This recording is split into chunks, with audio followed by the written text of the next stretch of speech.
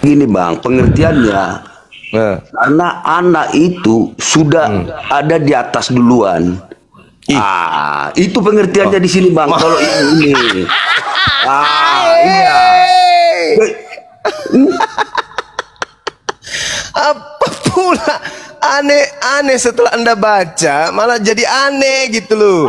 Ya Hadi ya Bashir ya Tabibi Nabi Allah khairul khalqi jami'an lahu a'la manasibi wal marati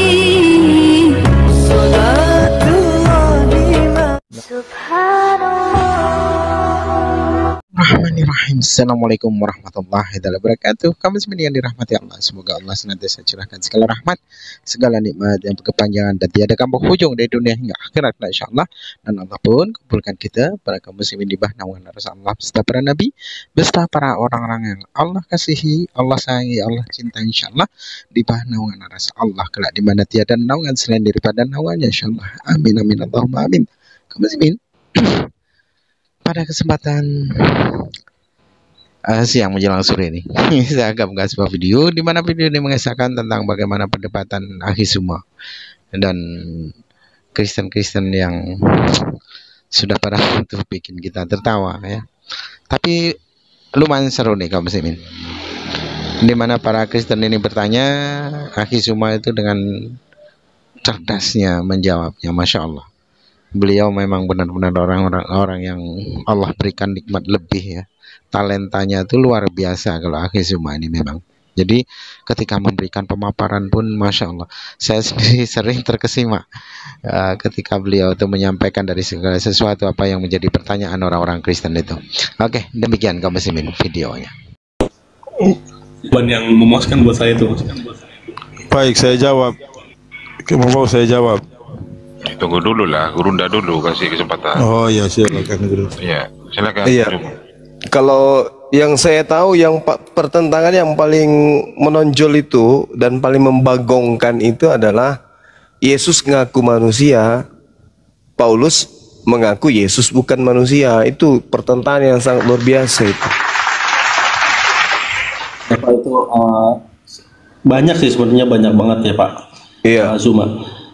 Ya itu yang paling ini sih yang paling terpikirkan oleh saya itu kenapa bisa Paulus yang tidak pernah bertemu dengan Yesus tapi dia menulis kitab tuh nggak ada perintah gitu Pak. Sebenarnya kita ini mengikuti Paulus sebenarnya. Iya, emang Kristen itu pengikut Paulus. Kan Yesus itu tidak pernah mengatakan kalau dia Tuhan itu. Di Bible mana aku tidak pernah melihat aku ini Tuhan itu, nggak pernah. Cuma aku dan Bapak ini satu gitu. Tapi itu sudah dijelaskan sama Pak Ustadz Tahta soalnya. Iya, masya Allah. Ya aku sudah mengerti lah. Makanya aku sudah mengerti maksud dari isi itu. Kalau Yesus yang disembah oleh teman Kristen itu beda dengan Yesus yang datang kepada Bading Israel. Ini beda. Yesus yang disembah Kristen itu adalah datang ke padang gurun menuju Damsik dan juga datang di Pulau Patmos. Itu berbeda dengan Yesus yang datang di Galilea mengajarkan Injil. Itu berbeda. Tapi saudara kita Kristen mencoba untuk menganggap itu adalah satu oknum, padahal itu adalah dua pribadi yang berbeda. Satu manusia, satu bukan manusia. Gitu. Itu saudara Yudas. Manusia yang datang kepada Bani Israel itu level tertingginya adalah rasul. Dialah rasul yang sesungguhnya. Sedangkan yang datang kepada Paulus itu yang mengaku Yesus itu bukan rasul, itu adalah dewa yang mengambil rupa manusia. Di dalam Kolose 2:9 dan juga di dalam Filipi 2 nomor 6 sampai nomor 8. Saudara Kristen kemudian mengimani itu, dan ketika kita sajikan isi Bible yang menjelaskan tentang Yesus dan ajarannya di tengah Bani Israel, mereka menganggap itu sisi kemanusiaannya.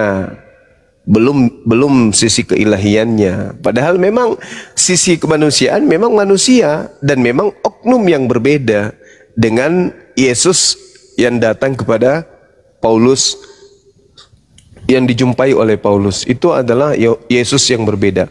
Yesus manusia adalah rasul, Yesus yang bukan manusia adalah Kristus katanya. Ya, tetapi kita uji dulu apakah dia Dajjal atau dia ada. Kalau Yesus tidak mungkin. Kalau Yesus anak Maria yang datang kepada Paulus itu tak mungkin. Itu mustahil, dan itu Yesus sudah jelaskan berulang. Ketika nanti ada orang berkata ada Yesus di sini, ada Yesus di sana, jangan kamu percaya ya.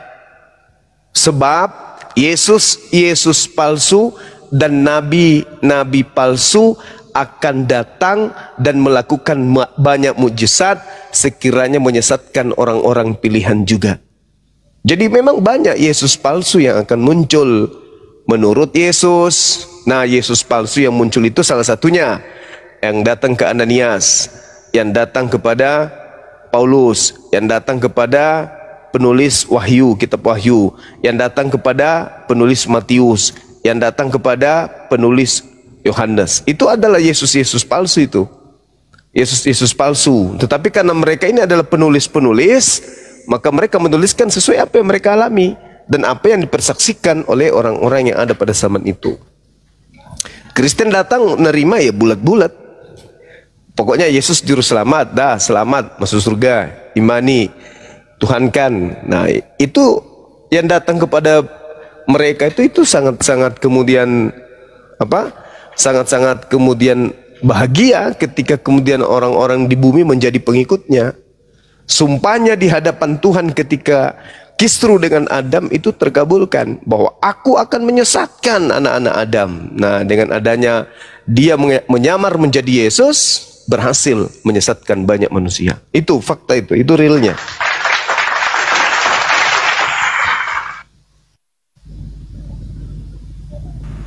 Baik Pak Zuma, terima kasih Pak. Iya.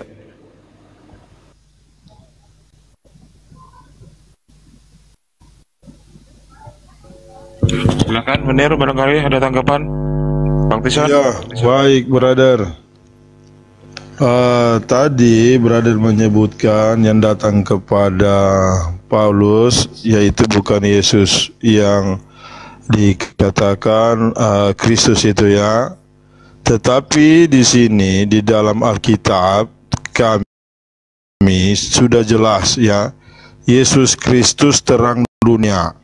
Yohanes 1 ayat 9, Yohanes 3 19, Yohanes 8 12, Yohanes 9 ayat 5, Yohanes 11 ayat 9, Yohanes 11 26.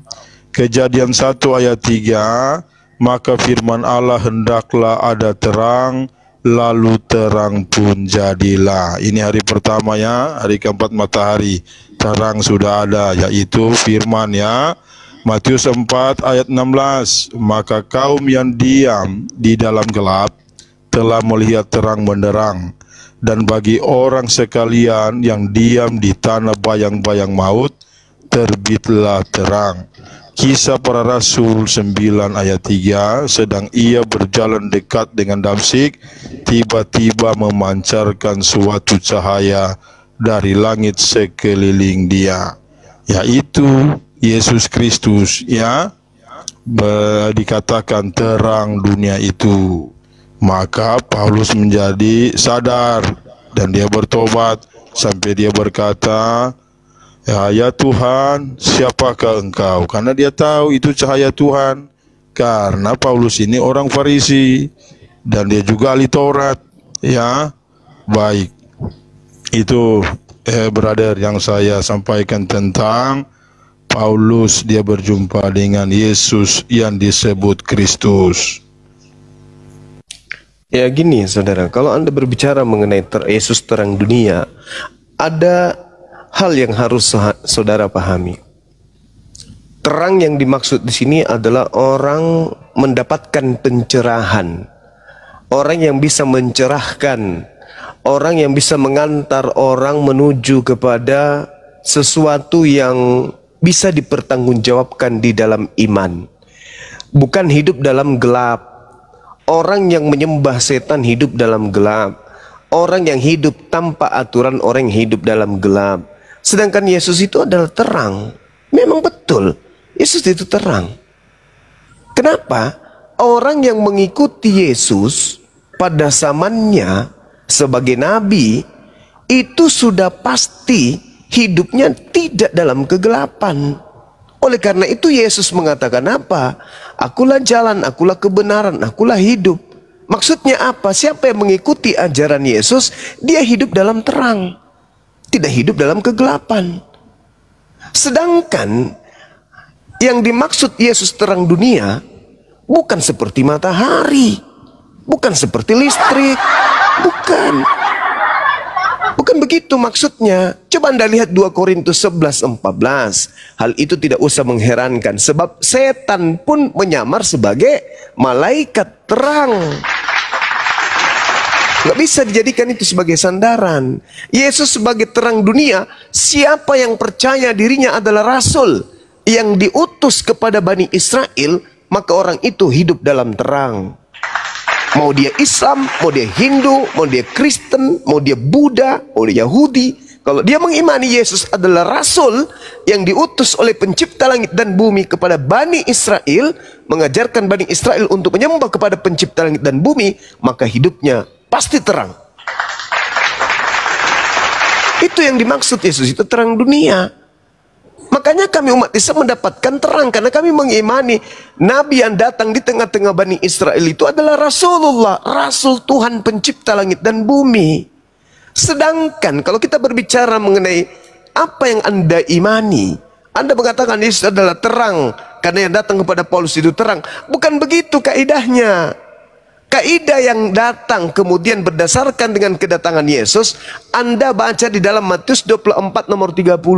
Itulah cara Yesus datang, bukan dengan cara seperti yang dialami oleh Paulus.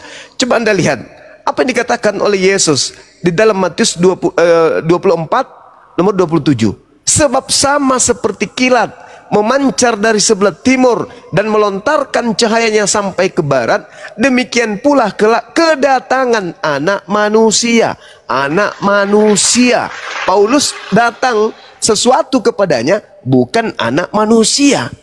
Sudah terjawab itu. Jangan kau percaya ketika ada orang berkata ada Yesus di sini, ada Yesus di sana. Jangan kau percaya, atau jangan kau pergi ke sana, kata Yesus.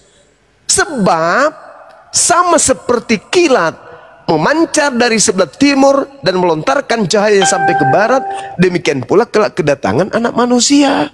Jadi kalau hanya melihat cahaya sendiri yang melihat atau sekelompoknya aja, jangan kau percaya, itu bukan aku. Karena kedatanganku yang kedua sama seperti matahari, terbit dari timur, terbenam di barat. Semua manusia di atas muka bumi itu memandang.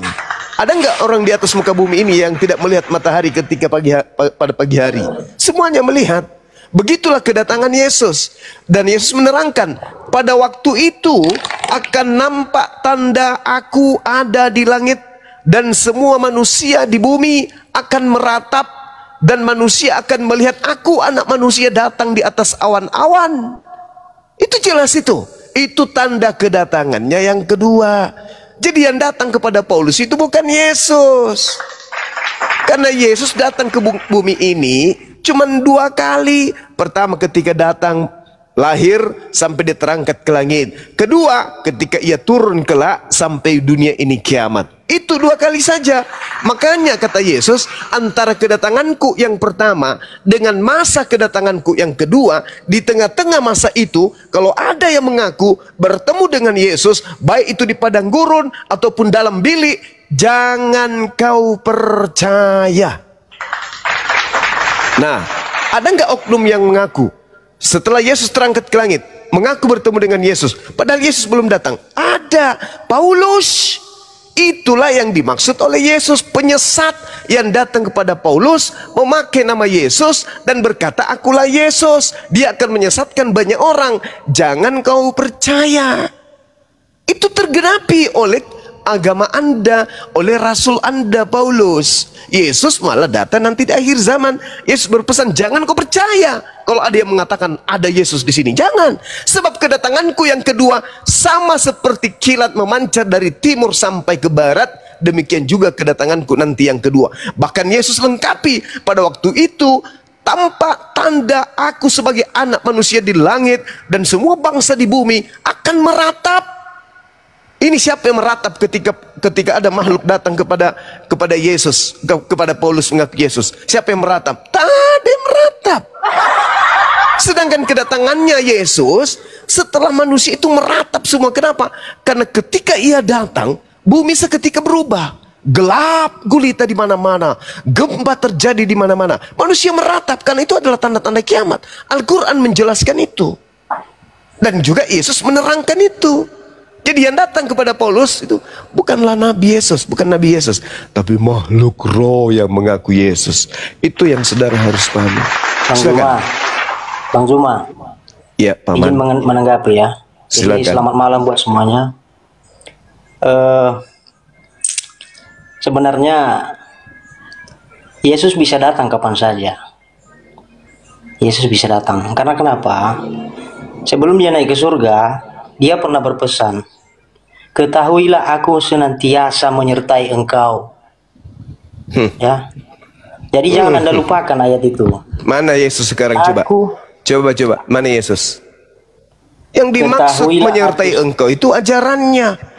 Betul. Bukan Dia oknumnya. bisa datang kapan saja melalui Mana dalilnya? Mana dalilnya dia bisa datang kapan saja? Mana dalilnya? Mana? Makanya Anda Mana jangan baca dalilnya? ya. Sama seperti dia kami juga menyertai siapapun yang percaya kepadanya hingga pada kesudahan zaman. Kami juga disertai oleh Nabi Muhammad. Bukan berarti oknumnya, tapi ajarannya. Sama Jadi seperti saya merasa, saudara Ferry, sama seperti saya hidup. Saya sama seperti saya dalam hidup saya itu, orang tua saya tetap menyertai saya sampai sekarang. Kenapa? Karena saya memegang amanah-amanah mereka. Sama seperti dia. Yesus, ajaran Yesus maksudnya kepada murid-muridnya, wahai muridku, dimanapun kau berada, aku senantiasa menyertai kalian. Kenapa? Karena ajaranku ada pada diri kalian. Bukan berarti akunya, bukan berarti tubuhku, diriku, bukan, tapi ajaranku. Jadi mohon maaf. Ajaranku. Kapan coba Yesus datang samamu? Kapan? Kau jangan mimpi. Jadi dia datang bukan lagi sebagai bentuk fisik. Ya, bukan lagi datang secara iya, yang oke. Saya ikuti maumu. Yang kau maksud itu adalah Yesus yang datang ke Paulus yang menyertai kau. Makanya kau makan babi santai, ibadah minggu santai, minum khamar santai, menyembah makhluk santai, tidak pernah ibadah menyembah Tuhan santai. Kenapa? Karena Yesus menyertai kau. Yesus yang itu yang ku maksud. Tapi Yesus muridnya Bani Israel menyertai mereka selama mereka menjalankan ajaran Yesus. Menyertailah Yesus. Kenapa kamu begini? Karena ini ajaran guru kami. Kenapa kau begini? Karena ini ajaran Yesus kami. Nah sekarang kenapa kau sekolah minggu? Kenapa kau ibadah minggu? Siapa yang ngajarin? Kenapa kau makan babi? Siapa yang kau ajarin? Yang ngajarin kamu? Kenapa kau tidak bersunat? Siapa yang menemani kau itu? Yesus. Enggak mungkin. Yang menyertai kau itu adalah Yesus yang datang kepada Paulus, yaitu iblis. Bukan Yesus yang datang di tengah-tengah Bani Israel. Sama seperti kami, ku bilang. Sama seperti kami. Sama seperti kami. Nabi Muhammad menyertai kami sampai hari kiamat, bahkan sampai ke jannah. Tapi bukan oknumnya, namun ajarannya. Jadi kalau Anda mengatakan oknumnya yang tidak ada itu. Iblis yang menemani kamu, bukan Yesus. Gitu. Jadi harus kita pahami dulu Bang Zuma. Jadi sebenarnya begini ya. Saya juga bukan penganut Tritunggal. Jadi mohon maaf kepada saudara yang menganut Tritunggal. Memang kita agak beda, tetapi bukan berarti kita menjadi hakim atas sesama. Ya. Sebenarnya sudah jelas sebenarnya. Yesus itu siapa? Jati dirinya siapa? Statusnya apa? Yang menjelaskan tentang Yesus, siapa dirinya siapa? Anda atau Yesus? Yesus sendiri telah menjelaskan siapa dirinya. Coba apa kesaksian Yesus tentang dirinya? Oh iya, jelas. Ya memang jelas. Apa? Dia utuh. Ya diutus. Udah selesai. Dia utusan. Dia utusan. Terus kenapa Anda menjadikannya Tuhan? Ya. Karena yang Anda jadikan utusan. Tuhan adalah Yesus lain. Itu. Tidak, saya bukan penganut. Tidak, saya bukan penganut Tritunggal. Tidak. Walaupun. Tidak, saya bukan penganut Walaupun. Anda Tidak. apa? Anda ini apa? Kalau bukan Tritunggal. Tidak. Saya penganut, saya memahami Tuhan yang esa. Ya, karena Yesus sendiri berkata, dengarlah hai Israel, Tuhan kita itu esa, ehad, ahad. Ya. Terus? Dan kemudian Yesus sendiri bersabda, inilah hidup yang kekal itu, bahwa mereka mengenal Engkau satu-satunya Tuhan atau Allah, dan mengenal Yesus Kristus yang Engkau utus. Itu hidup yang kekal itu. Jadi mohon maaf kepada saudaraku yang menganut Tritunggal, saya tidak menjadi hakim atas Anda, dan juga sebaliknya jangan menjadi batu sandungan terhadap sesama. Ya, saya itu penggali kebenaran, saya itu analis, sama seperti Anda, Bang Zuma. Tetapi kita jangan terlalu mengadi-ngadi juga tentang Alkitab. Oke, sekarang begini kalau gitu. Kalau Anda adalah penggali atau yang kemudian mempelajari, mengkaji Bible, Yesus, menurut Yesus yang Anda tahu, mengaku dengan lisannya diutus untuk siapa? Bani Israel atau seluruh umat manusia? Makanya dia berpesan sebelum dia naik ke surga. Jadi begini Bang Zuma. Apalagi? Ya, jangan. Loh. Jangan kau nasihati saya. Kau belajar Iya, aja sama betul. saya. Gini, Anda kan bertanya. Yesus dengan mulutnya mengajarkan dirinya diutus untuk siapa? Apakah hanya untuk Bani Israel atau untuk Anda juga? Anda kan bertanya, biar saya jawab. Ya, tapi jawabannya harus sesuai dengan pertanyaan. Iya, betul. Ya Saya kan udah, mau silakan. menjawab. Nah, silakan. Saya mau menjawab. Jadi begini. Sebelum Yesus naik ke surga, dia pernah berpesan, pergilah jadikan semua bangsa murid. Oh, itu bukan itu bukan Yesus. Anda salah. Itu Apanya? bukan Yesus. Itu bukan Yesus. Itu Anda terlalu gegabah menilai. Matius 28 itu ceritanya adalah tulisan yang muncul menceritakan tentang oknum yang keluar dari kubur. Ini yang saya tidak suka ketika Anda. Ini juga yang saya tidak suka ketika Anda kemudian mencoba untuk menipu orang banyak. Gak bagus. Makanya Anda baca. Bung, saudara, ketika Yesus masih hidup, dengarkan, ketika Yesus masih hidup, belum ada tragedi penyaliban. Saya tidak suka mendengar orang yang ego. Ya sudah, kau turun. Gak suka saya mendengar orang yang ego. Ya sudah, kau turun. Saya hanya mau ngajar orang-orang yang masih berfungsi otaknya. Kau turun. Makanya kita tukar pikir. Ya, kalau tukang pikir, saya nggak mau ngambil pikiranmu, bodoh. Pikiran kucuk kayak kau mau kuambil, ngapain kutukar dengan pikiranku? Bah, mending saya ngomong sama kambing. Disuruh tukar pikiranmu error kayak gitu. Yesus berkata, segala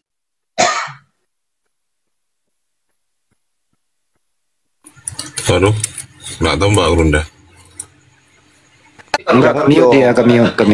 Iya, ada yang mute saya. Sama seperti tadi, ada juga yang buka mute saya gitu loh. Siapa sih yang suka mute ah? Entahlah, dia juga kena kayaknya. Kena iblis juga. Jadi gini saudara, Yesus berkata, sebelum ada tragedi penyaliban, Yesus yang berkata apa? Segala firman yang engkau berikan telah aku sampaikan. Kalau Matius 28 itu adalah ucapan Yesus, berarti sebelum Yesus mengucapkan segala firman telah kusampaikan, ucapan yang ada di dalam Matius 28 itu lebih dulu disampaikan oleh Yesus. Disampaikan itu dulu, seperti akulah Alfa dan Omega, diucapkan itu dulu. Baru dia ucapkan segala firman telah aku sampaikan. Supaya kita bisa paham, oh ternyata ucapan pergilah ke seluruh bangsa, jadikanlah seluruh bangsa jadi muridku, itu bagian dari firman yang Yesus terima. Tapi faktanya kan tidak.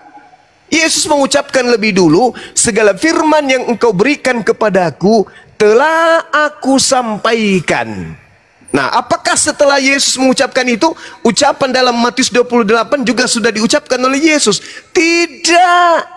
Ucapan itu muncul nanti setelah 3 hari setelah tragedi penyaliban. Berarti itu bukan firman Yesus. Itu ucapan Yesus yang keluar dari kubur. Siapa yang keluar dari kubur itu? Bukan Yesus lagi, tapi oknum lain yang mengaku Yesus. Katanya kitab Anda kitab sejarah. Kalau kitab Anda kitab sejarah, maka sejarahnya harus runut. Jangan Anda mengatakan, oh Yesus disunat. Padahal yang Anda bahas ini adalah Yesus sebelum lahir. Gak boleh kayak gitu. Yesus mengatakan segala firman. Jadi semua perkataan-perkataan setelah itu bukan lagi ucapan Yesus. Kecuali, titik 2, dengarkan. Ada pengulangan Yesus. Kecuali. Misalnya, Yesus pernah mengatakan itu ketika di Galilea atau di Yudea. Ketika dia mengajar. Lalu diucapkan kembali oleh penulis Matius. Itu berarti pengulangan. Lah ini sama sekali nggak ada Yesus pernah mengatakan, pergilah, jadikanlah seluruh bangsa menjadi muridku. Itu nggak ada ucapan Yesus itu sebelum dia mengucapkan segala firman. Itu muncul belakangan. Berarti itu bukanlah ucapan dari Yesus yang adalah Rasul. Itu ucapan Yesus KW-KW-an. Gitu saudara. Gitu aja kok repot. Katanya kitab sejarah, kok terbalik-balik. Ayo, siapa lagi mau garambang? Silakan. Ini jenggot ini, siapa pakai ini jenggot ini? Jenggot, selamat malam. Selamat pagi. Kristen apa Islam? Jenggot. Jangan botol lah ya. Diskusi agama pakai otak. Namanya agama, jalan kendaraan kita menuju kehidupan berikutnya. Maka harus sesuai dengan kerangka akal, kerangka berpikir. Jangan kedepankan doktrin. Tidak bagus itu. Ini sudah 2025, masa masih bahlul? Ayolah kawan-kawan, pakai otak lah, jangan ego. Bayangkan ya, bayangkan Anda mati-matian melakukan satu prosesi keagamaan. Mati, Anda nggak ada pilihan. Masuk ke kubur nggak ada pilihan. Oh, aku masih mau hidup kembali deh, aku ulang lagi. Nggak ada cerita, kamu salah. Dalam hidupmu ini, masuk ke tanah sedetik dari itu tidak bisa mundur. Kalau sekarang masih ada pilihan, ini makan apa ya hari ini? Soto Banjar, sop saudara, coto Makassar, palu basah, pisang hijau. Masih bisa milih. Makan ini ini kok rasanya nggak bagus, ganti. Mungkin itu masih bisa. Kenapa? Jasad dan ruh masih menyatu. Ketika ruh sudah berpisah, Pak, dengan jasad, ruh itu sudah jadi robot. Ruhnya akan menerima upah dari kehidupan di dunia. Salah kita memilih agama, ruh akan didikte sesuai dengan perbuatan kita. Nggak ada lagi tempat penyesalan sudah dibawa kubur, itu nggak ada lagi. Maka saatnya sekarang Anda menggunakan senjata terampuh dan yang paling termahal yang Tuhan beri kepada kita. Apa itu? Akal. Pakai itu, pakai. Jangan kedepankan kebencian. Katanya ajaran kasih. Kalau ajaran kasih sejatinya, lo terima Islam itu dengan baik, pelajari baik-baik dengan acuan koridor akal. Terima Kristen itu dengan baik, pelajari baik-baik, terima dengan koridor akal. Terima Hindu, terima Buddha, koridor akal. Dudukkan perkara masing-masing. Ini rasionalkah? Ini irrasional. Ini rasional. Ini irrasional. Dudukkan. Itu baru kasih. Oh, ini ngotot, bahlul. Ngotot, bahlul, nggak ngerti apa-apa, cuman ngotot aja. Modal doktrin. Mana kasihnya? Kasih itu menelaah, mendengarkan, setelah itu menanggapi, menjelaskan, memberikan kritikan, memberikan saran yang sifatnya membangun dan tolak ukurnya akal. Yesus mengatakan segala firman telah aku sampaikan. Jangan lagi terima perkataan-perkataan pengarang-pengarang, peneliti-peneliti yang Yesus tidak pernah ucapkan setelah sebelum dia terangkat ke langit. Jangan ditambah-tambahi. Begitu cara belajarnya, sama seperti kami umat Islam. Ketika Nabi Muhammad tidak pernah mengatakan, misalnya dari Abu Bakar radhiyallahu anhu berkata, aku bersama dengan Anas bin Malik berjalan di suatu malam. Kemudian kami menemukan orang Yahudi mandi di sepertiga subuh, dan Rasulullah memberikan pesan dengan berkata, qala Rasulullah sallallahu alaihi wasallam, wahai si fulan, jika engkau ingin mandi dan panjang umur, jangan lupa kau menggunakan sampo sangsil, tiada kemilau seindah sangsil. Hadis riwayat Bukhari Muslim. Ucapan itu ternyata tidak bisa dijadikan sebagai sandaran. Kenapa? Karena zaman Rasulullah belum ada sampo sangsil. Jangan lantas langsung diterima mentang-mentang di situ Rasulullah SAW bersabda, oh pasti ini, pasti ini. Padahal itu tidak pernah diucapkan oleh Rasulullah. Sama seperti, pergilah ke seluruh bangsa, jadikanlah seluruh bangsa menjadi muridku. Periksa dulu, pernah nggak Yesus mengucapkan itu? Oh tidak, ternyata ucapan itu muncul setelah Yesus ada di langit. Berarti itu bukan ucapan Yesus. Meskipun yang mengatakan itu adalah kadal, naga, biawa, siapapun. Kalau mengatasnamakan Yesus tapi Yesus tidak pernah mengatakannya, jangan kau percaya. Meskipun itu enak di kuping, jangan. Keselamatan hanyalah begini, tapi Yesus tidak pernah mengatakan. Lu mau apa? Kamu jahil, kamu zalim kalau kau percaya yang kayak gitu-gitu. Karena Yesus tidak pernah mengucapkan itu. Sama seperti menyembah Yesus. Sembahlah Yesus, kata pendeta. Sembahlah Yesus, karena tak ada keselamatan di luar Yesus. Emang Yesus pernah mengajarkan itu? Enggak pernah. Jangan kau percaya. Katanya beriman kepada Yesus, percaya kepada Yesus. Maka kalau percaya kepada Yesus, ajaran yang terlontar dari lisannya Yesuslah yang harus didengar, bukan dari penulis Bible. Jangankan penulis Bible, Maria yang melahirkan Yesus sekalipun, kalau Yesus tidak pernah mengatakan itu, jangan kau percaya. Apalagi pengarang-pengarang yang hidup jauh setelah Yesus. Gitu saudara, jadi pakai otak, pakai akal. Ini akal. Ini yang barang termahal ini di kepala yang dikasih Tuhan. Membedakan kita dengan ayam, sapi, kambing adalah akal. Kalau Anda tidak gunakan akal dalam beragama, apa bedanya dengan bembe? Begitu. Berbahagialah ada diskusi-diskusi seperti ini, supaya kita menguji kebenaran iman yang kita punya, kan gitu. Ya, lanjut Ki. Salsabilah, lanjut. Ramadan, selamat malam, selamat pagi, selamat pagi dan Ramadan. Assalamualaikum Bang. Waalaikumsalam. Ya, waalaikumsalam. Ya. Mohon maaf Bang ya, kita tunggu konten Bang ya. Sebentar Bang, saya mau ngomong. Ya, Bang Juma. Iya. Gimana Salam Bang? Salam kenal dari saya Remalun Bang Juma. Iya Bang. Ya. Oke, itu aja Bang. Iya. Makasih Bang ya. Ya, assalamualaikum semuanya. Waalaikumsalam warahmatullahi wabarakatuh. Bang Rimalun. Sama seperti tuduhan Nabi Muhammad SAW dituduh cabul. Itu tuduhan muncul kapan? Ada enggak pada masanya? Ada enggak orang yang mengatakan itu kepada baginda? Kalau tidak ada, jangan percaya. Sama seperti ada orang menuduh Bang Suma itu jelek, buruk rupa. Kalau Anda tidak pernah melihat dan ternyata Bang Zuma itu ganteng, jangan kau percaya. Gitu. Akal pakai. Itulah gunanya kita diberi akal. Beruntunglah kalian hidup di tengah-tengah para apologet Islam ini. Karena mereka mengajarkan kalian dengan jujur, tanpa tendensi kebencian, tanpa ada keinginan untuk memperkaya diri. Mereka murni memperjuangkan kebenaran. Bagikan keringnya dong. Nah, gitu dong. Bismillah. Jadi untuk yang 2 slot kita serahkan untuk Kristen ya, yang Kristen ya. Yang 2 slot yang tertinggal kita khususkan untuk Kristen buat edukasi, buat ada diskusi. Jadi mohon untuk yang 2 slot, yang Islam jangan naik ya, jangan minta perintah naik. Akan diturun dah. Iya. Makasih Bang. Ini pergilah ke seluruh bangsa, jadikanlah seluruh bangsa menjadi muridku. Kapan-kapannya Yesus mengajarkan itu? Gak ada Yesus mengajarkan itu, gak ada. Gak ada.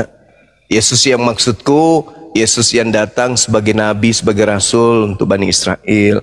Tapi kalau Yesus yang datang ke Paulus, ya itu ajaran Yesus memang. Percaya aku itu. Tapi beda dengan Yesus kami. Yesus kami itu alhamdulillah beliau orang suci yang tidak memperkatakan perkataan selain dari yang diperintahkan oleh Tuhan untuk ia katakan. Yohanes 12:49-50. Jadi tak mungkinlah Nabi kami Yesus mengatakan sesuatu yang lebay. Akulah Tuhan, akulah pencipta. Alamak, nggak ada yang kayak gitu-gitu.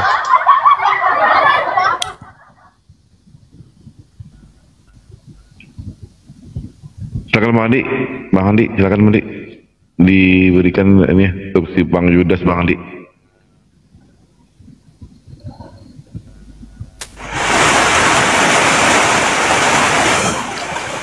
Ini ada pejuang rupiah, Gurunda Kristen. Iya.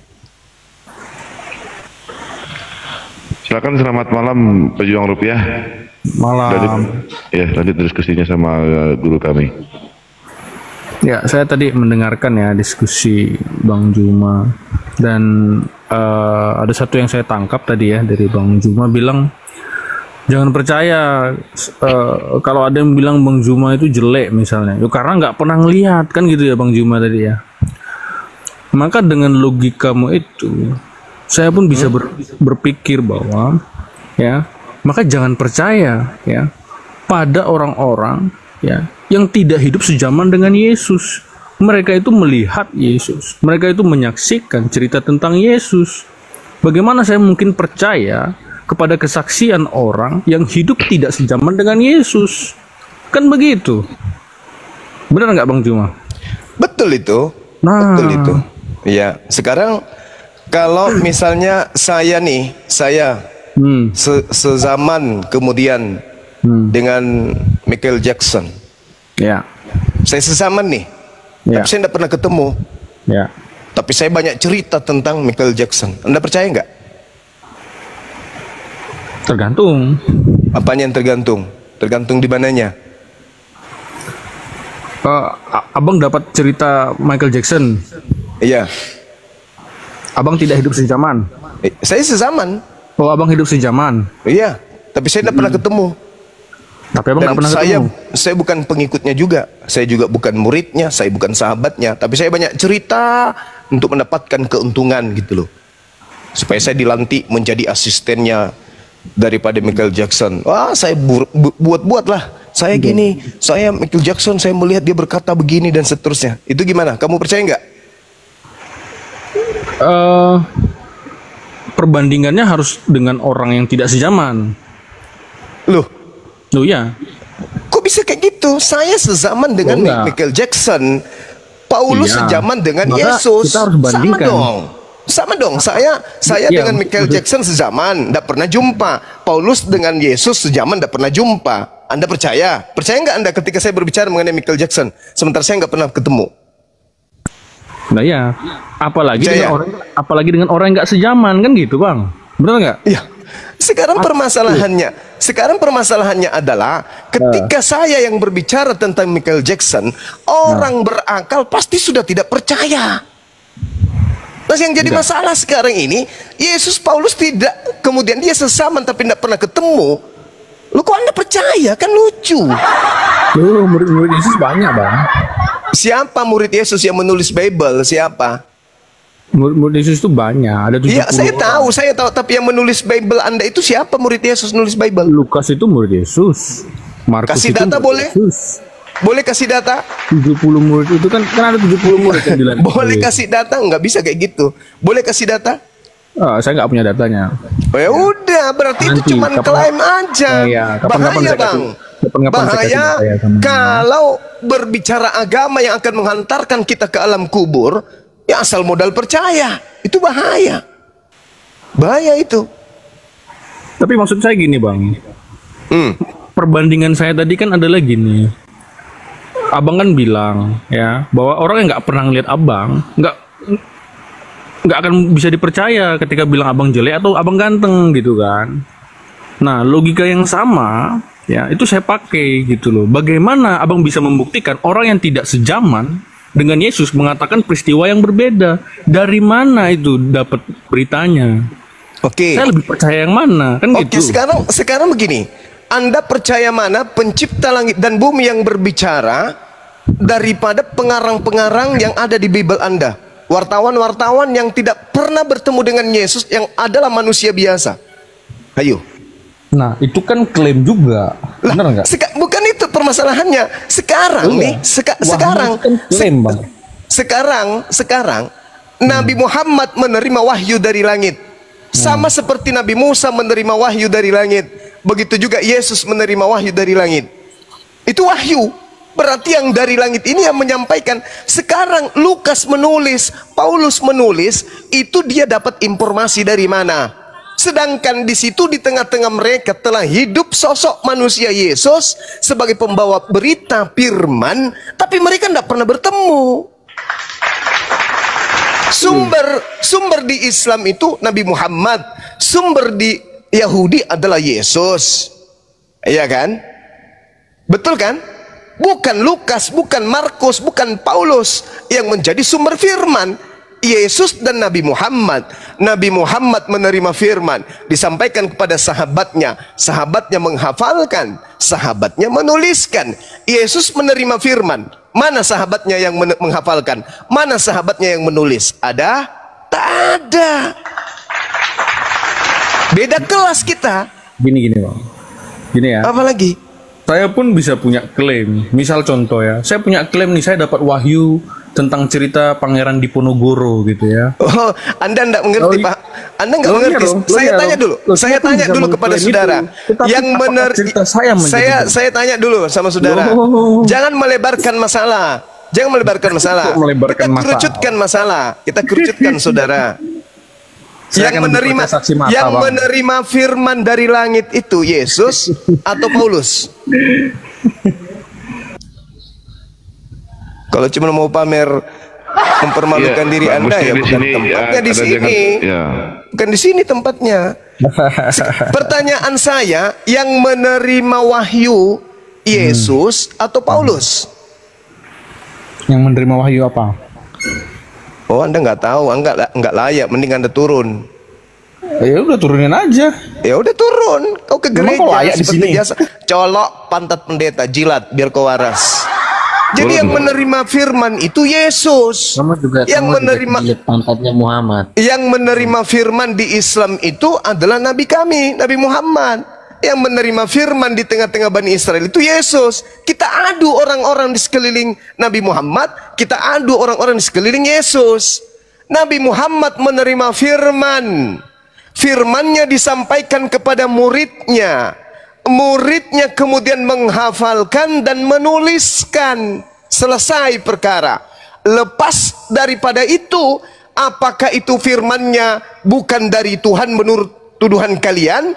Sekalipun dari manapun, yang pasti Nabi Muhammad yang menerima. Mau kemana Anda? Al-Quran diterima oleh Nabi Muhammad dari manapun sumbernya. Lalu kemudian Nabi Muhammad menyampaikan kepada muridnya, dihafalkan muridnya, dituliskan muridnya. Apapun ceritanya, apapun Anda mau terima atau tidak, itu dari Tuhan pencipta langit dan bumi. Itu bukan urusan kami. Yang pasti klaim kami adalah Nabi Muhammad menerima wahyu, diberikan kepada sahabatnya, diberikan kepada muridnya, dihafalkan, dituliskan. Selesai. Yesus menerima wahyu dari langit. Setelah Yesus, lalu kepada siapa? Kepada siapa? Diam 1000 bahasa. Lalu yang menerimanya dihafalkan atau dituliskan? Gelap. Gelap segelap-gelapnya, gelap segelap-gelapnya. Enggak ada yang menghafal, enggak ada yang menulis dari Yesus. Hayo. Dari situ aja kalian udah keteteran. Macet internasional. Nabi Muhammad menyampaikan Iqra, sahabatnya menerima, menghafalkan Iqra, menuliskan Iqra. Yesus menerima firman. Yesus mengajar ke murid. Murid hafal enggak? Enggak. Murid tulis enggak? Enggak. Lalu Ya kan Yesus hanya untuk Bani Israel aja. Pada zaman itu juga ya. Lepas Yesus pergi udah selesai, bubar. Balik kanan, bubar. Jadi Kristen ini dari mana? Ya bukan dari Yesus. Kan udah aku bilang. Bukan, Kristen itu bukan dari Yesus. Yesus datang menerima firman, menyampaikan firman kepada pengikutnya. Begitu Yesus terangkat ke langit, udah selesai, tutup buku, nggak ada lagi. Kristen ini muncul belakangan dari orang-orang yang tidak dikenal, bukan murid Yesus, dan menerima firman bukan dari Yesus juga. Mereka bukan penghafal, mereka bukan penulis.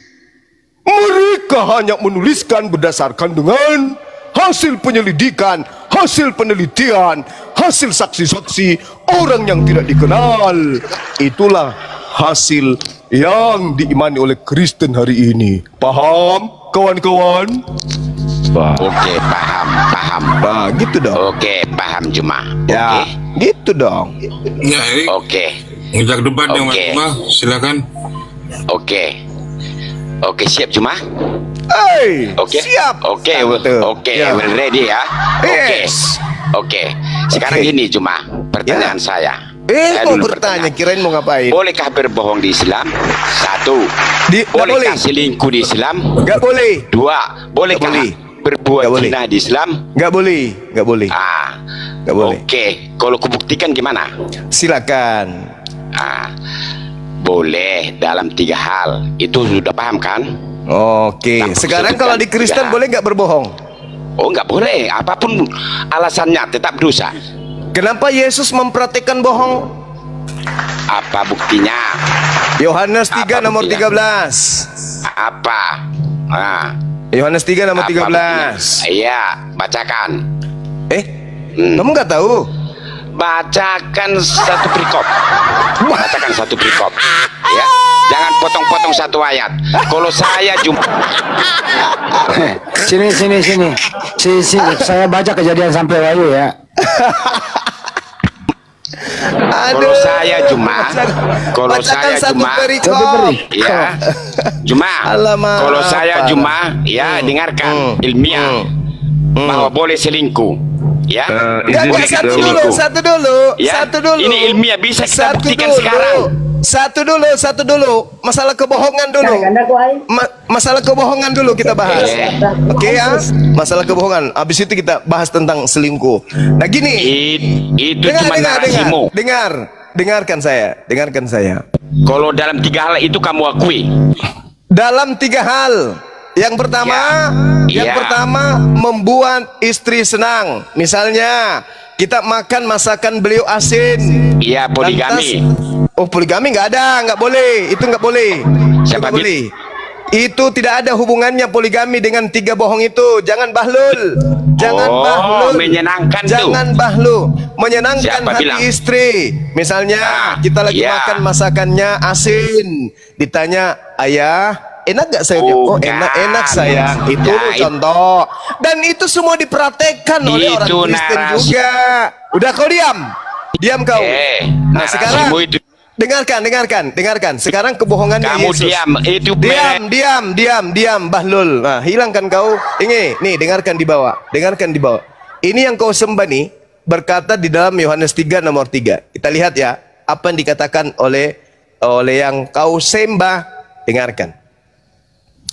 Tidak ada seorang pun yang naik ke surga selain Yesus yang telah turun dari surga, yaitu Anak Manusia. Oke, kata siapa? Kata Yesus. Tertulis di mana? Tertulis di Yohanes 3 nomor 13. Oke. Menurut Yesus, tidak ada seorang pun yang telah naik ke surga selain dari aku. Itu kata Yesus. Mari kita cek di dalam 2 Raja-Raja 2 nomor 11. Sedang mereka berjalan terus sambil berkata-kata, tiba-tiba datanglah kereta berapi dengan kuda berapi, memisahkan keduanya. Lalu naiklah Elia ke surga dalam angin badai. ada Tuhan pembohong. Cie cie cie. Tuhannya pendusta. Cie cie cie. Sembahannya pembohong, penipu. Tidak ada orang yang naik ke surga, yang telah naik ke surga selain dari aku. 2 Raja-Raja 2 nomor 11. Elia lebih dulu naik ke surga, Cahayu. Gepeng, lupa deh, percaya. Orang yang kayak gini dipercaya. Aduh, Tuhan pun pembohong, gimana umatnya? Tuhannya saja pembohong, apalagi umatnya. Kok umat, apalagi hambanya. Saya ulang ya teman-teman yang dibawa, yang pemula, yang ingin ikut seperti Bang Suma suka gundulin orang-orang Kristen kepalanya ya, tak berotak.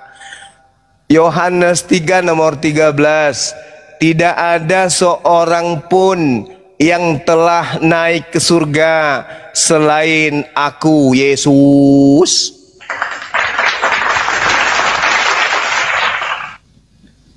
Dua Raja-Raja 2 nomor 11. Elia lebih dulu naik ke surga. Bang Suma kau salah, Bang Suma. Salahnya di mana, Bang?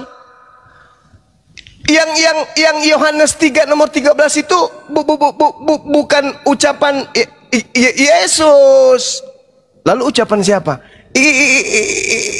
Itu ucapan Yohanes. Yohanes terima dari mana? Iya juga ya.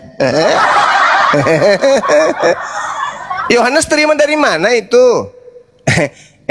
Iya juga ya. Itu ucapan Yesus sendiri. Jawab Yesus di Yohanes 3 nomor 10. Engkau adalah pengajar Israel dan engkau tidak mengerti hal-hal itu.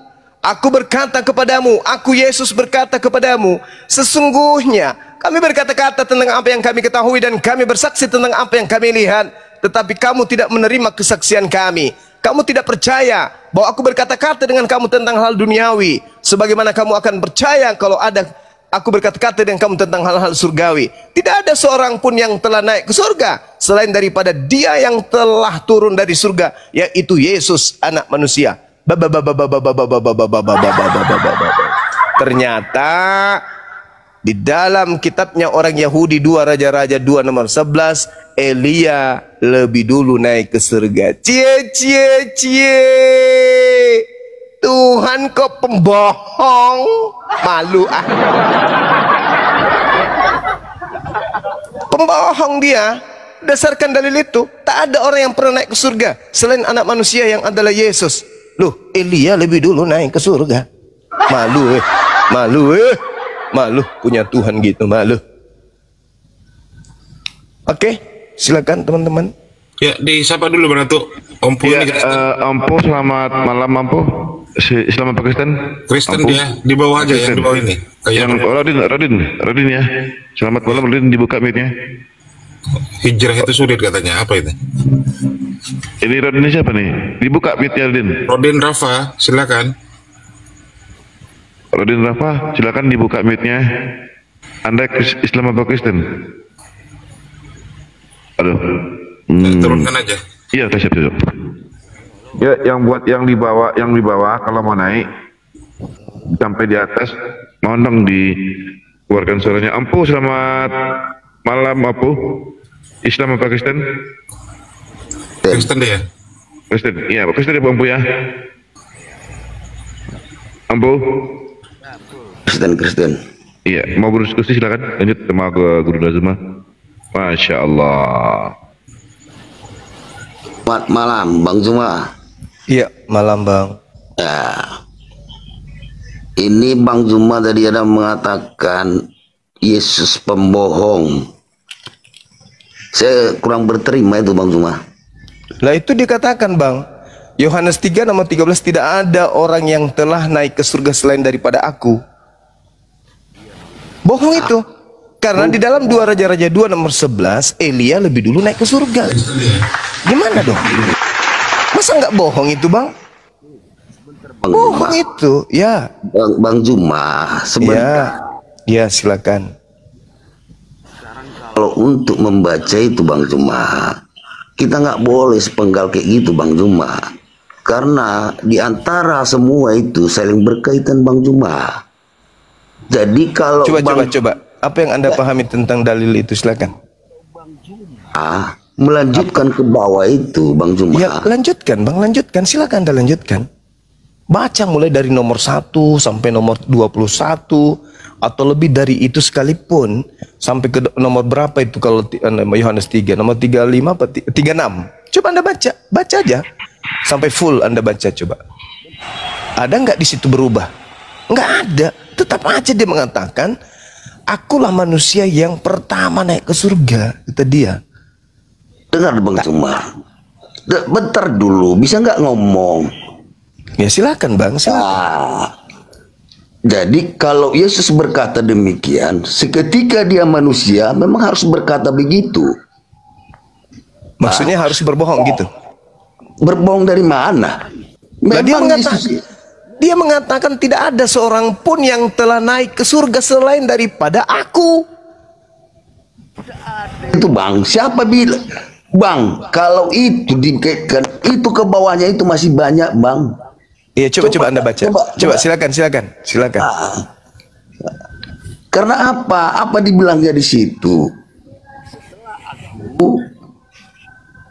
Baru datanglah pengikut aku, kan gitu. Coba Anda baca dulu Bang, jangan bernarasi, baca dulu Bang. Silakan Anda baca dulu baru bernarasi, membuktikan bohong tidak dia atau dia tidak bohong. Baca dulu Bang. Lihat dulu Bang Juma, di mana coba Yohanes mana? Astagfirullahaladzim. Coba. Jadi Anda belum tahu di mana. Inilah kebiasaan orang Kristen gini. Astagfirullahaladzim, ya Allah ya Karim. Aduh Bang. Baca Bang, di dalam ini kitab Bom-Bom 3 nomor 13. Di situ tertulis dengan jelas. Astagfirullahaladzim, ya Allah ya Karim. Silakan. Ade, selamat malam Ade. Islam Pakistan Ade. Islam Bang, Islam di bawah dulu Bang ya. Atau yang disampaikan Bang. Oke, makasih Bang ya. Assalamualaikum. Waalaikumsalam Bang Ade. Baca mohon ya, yang di bawah yang nomor 13. Yang Kristen ya, maafkan. Hari, selamat malam Islam Pakistan. Kristen ya. Hari, selamat malam. Aduh. Lanjut ampun. Jangan pula dicari-cari, kita bom mampus lu. Benar-benar lah ini. Tadi cari bener ini kita bom nih, Bang Zuma. Oh itu dia Datuk, bahaya ini. Dari kali lah kita. Ini jujur amat ini. Robek bukunya bolak-balik nggak dapat, ini kita bom. Pulang ke rumah dilemparnya sendal istrinya. Mana kita foto simpan? Kenapa kita bom pulang? Gak ada isinya.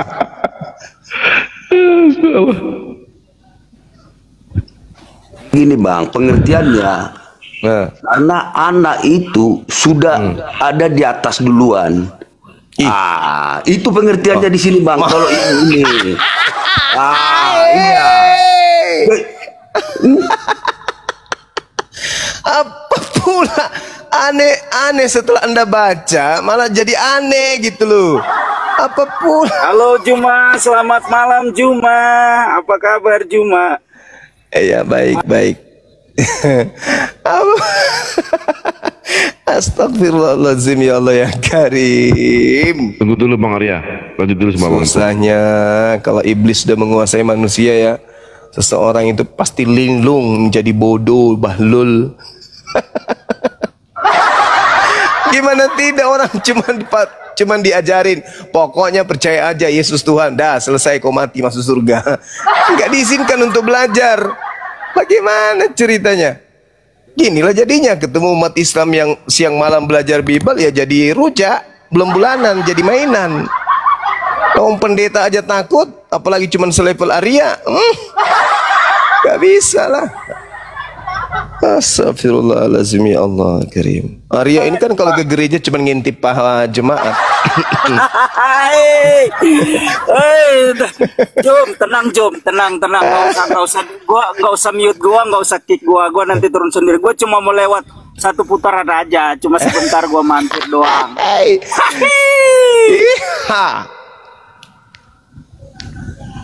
Arya. Kebiasaan lama cuma ngintip paham jemaat habis itu pulang. Ada yang nantang di bawah.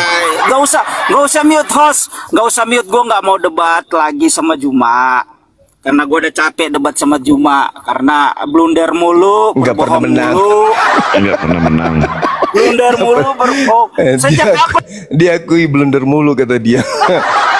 Capek dia kan. Kalau nggak mau diskusi di bawah aja. Karena lawannya Biblenya sendiri. Sama seperti Om Pu ini. Musuhnya adalah Biblenya.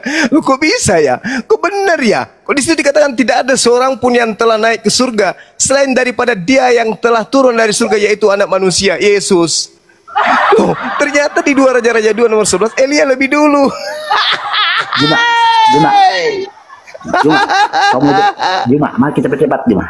Ayo, angkat tema bang, yang paling sulit, yang Anda kuasailah minimal, ya. Jangan jadi bulan-bulanan nanti kayak Om Pu ini.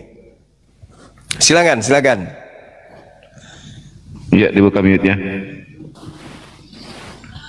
Bang Danci dibuka mute-nya. Tentukan waktu dulu, Mas. 1 jam aja waktu Anda. 1 jam maksudnya berapa sih? Tiap orang itu bicara berapa menit? Gak usah. 1 menit. Aku nggak mau begitu.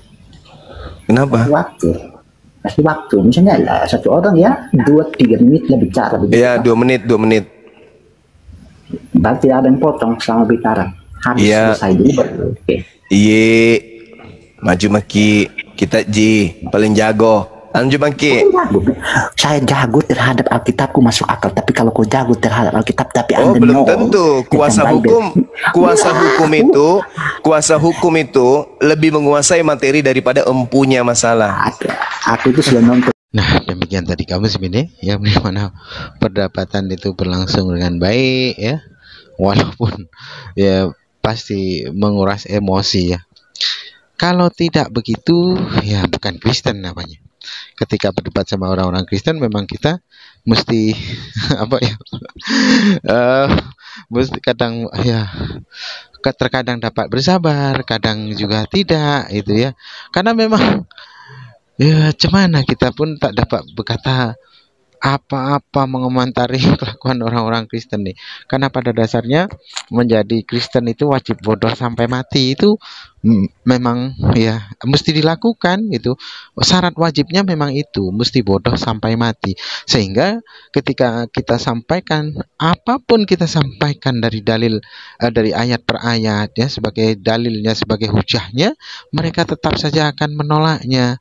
Nah, terkecuali memang orang-orang Kristen ini mau membuka akal pikirnya, mau menggunakan nalarnya, sehingga ketika disampaikan dari ayat per ayat mereka sedikit-sedikit dapat masuk karena pemikiran yang kita sampaikan ya. Jadi akan menjadi sebuah merupakan sebuah hidayah bagi mereka. Tapi kalau ya Kristen-Kristen yang bebal itu, yang monoton itu ya, yang monoton, yang totok itu ya memang susah. Boleh dikata macam orang-orang Kristen konservatif gitu ya. Itu memang wah itu luar biasa orang-orang konservatif ini. Mereka benar-benar mengajarkan kebencian itu, benar-benar orang-orang Kristen totok itu. Nah, itu perilaku Kristen ya. Bahkan Islam ini dimusuhi sekali sama orang-orang konservatif ini. Baik kaum muslimin, mungkin hanya itu saja yang dapat saya sampaikan dan saya review di sini. Wassalamualaikum warahmatullahi wabarakatuh. Ya Hadi, ya Bashir, ya Tabib.